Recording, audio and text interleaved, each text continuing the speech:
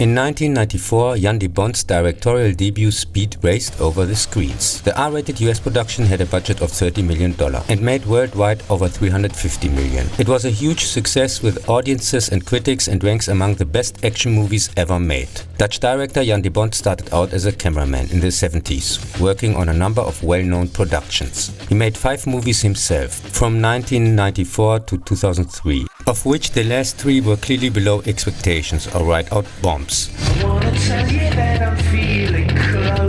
The movie is inspired by the brilliant Runaway Train from 1985, in which a train gets out of control.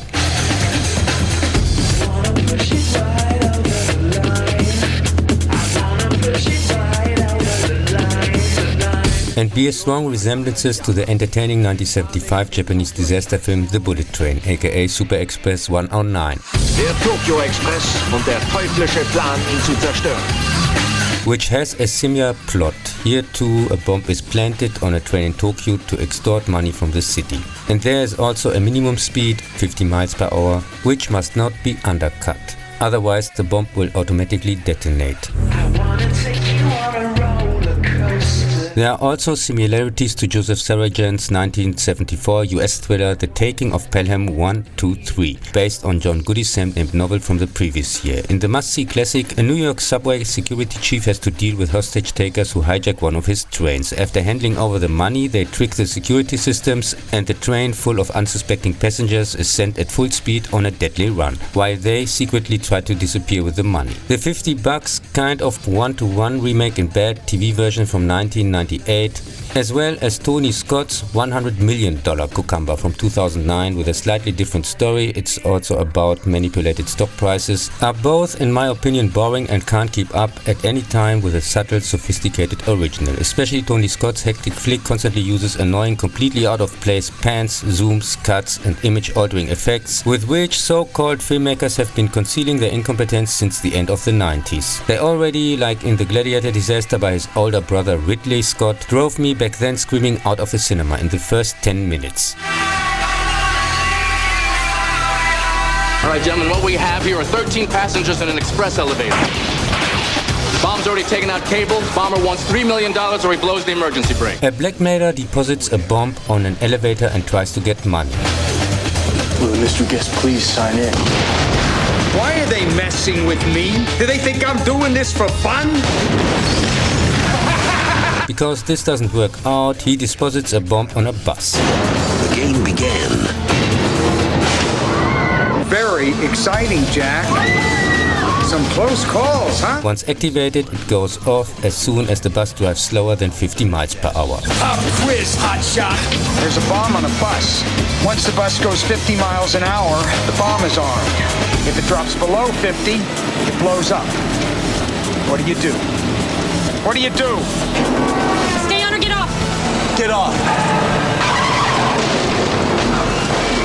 This is much better. Everybody hold on! Speed is the pinnacle of action cinema. The very simple plot is staged with all tricks in the book incredibly exciting and gets along without too violent scenes or unnecessary padding. It is well cast and benefits immensely from Mark Mancina's excellent score and Dennis Hopper in one of his best performances as a villain. Keanu Reeves, Dennis Hopper, Sandra Bullock. Speed. Get ready for rush hour. It's coming! Everybody underground now! In 1996, Jan de Bont's Twister sweeps through theaters. Their former storm chaser Bill Harding actually only there with his new chick to pick up the divorce papers, and his ex-wife Jo, which as a child lost her father during a tornado, have to join forces at short notice to create an advanced weather warning system. This requires them to put themselves in the crosshairs of extremely violent tornadoes.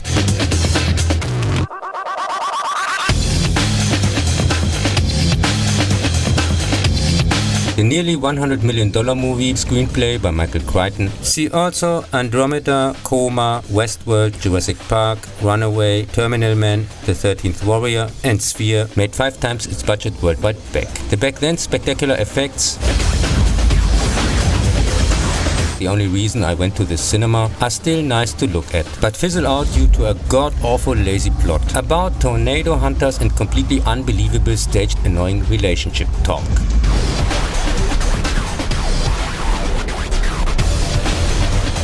In Lee Isaac Chung's 2024 sequel Twisters, with a new cast, Storm Chaser Kate has been tracking tornadoes since a devastating encounter with one in which she was the only survivor, only on a computer screen.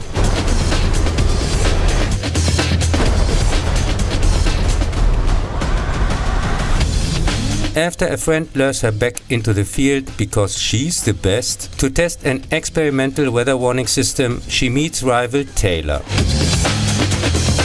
an initially arrogant social media tornado hunter who quickly turns out to be one of the good guys and finds herself in the path of several twisters.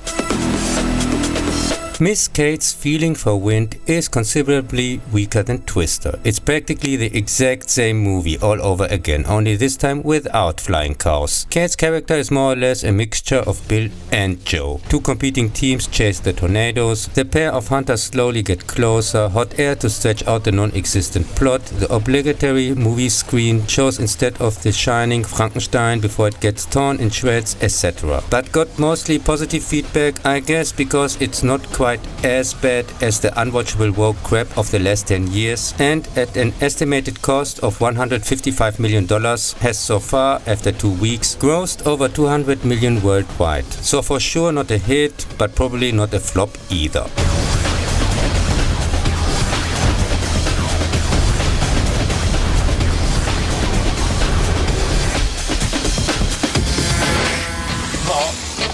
Mr. Kinter! Oh, you're back again. Yeah, I wanted to make up for last week.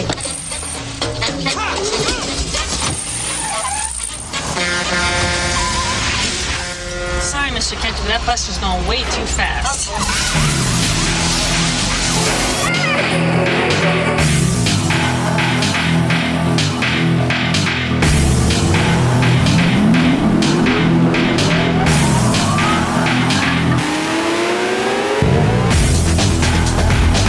1997 saw Speed 2, Cruise Control, so Scientology? Whatever. In which the Bont was responsible for the script as well as directing and producing. Annie is on vacation with her new boyfriend on a cruise ship. As luck would have it, also known in screenwriting circles as writer's block, the ship is mimed by blackmailers and we get Speed on the water. The $160 million bore made worldwide just its cost back and is considered one of the most expensive flops ever. It got scathing reviews and was quite rightly nominated for several Razzies. The story is a bad joke and, despite the bombastic action, floats like a dead fish in the water. It doesn't manage to build up a second of tension, and that combined with a runtime of over 2 hours makes it, in my view, unwatchable.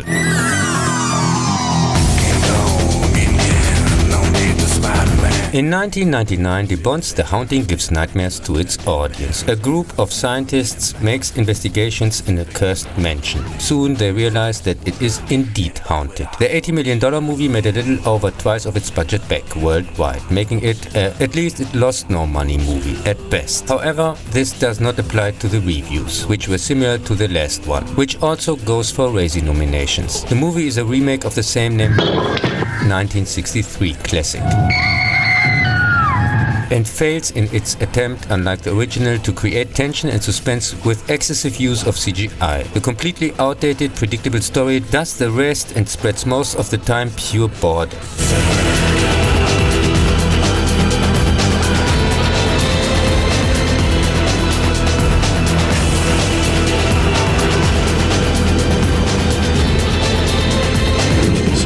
Oh, it is real!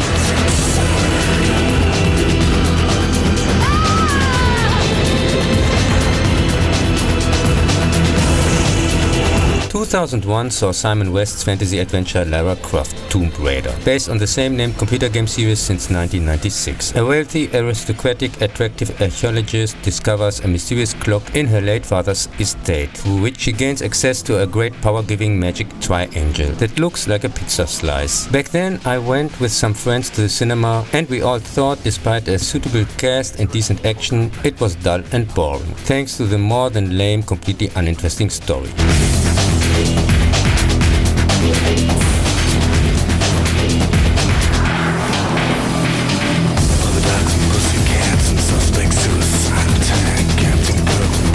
So this rock is the map to Pandora's box.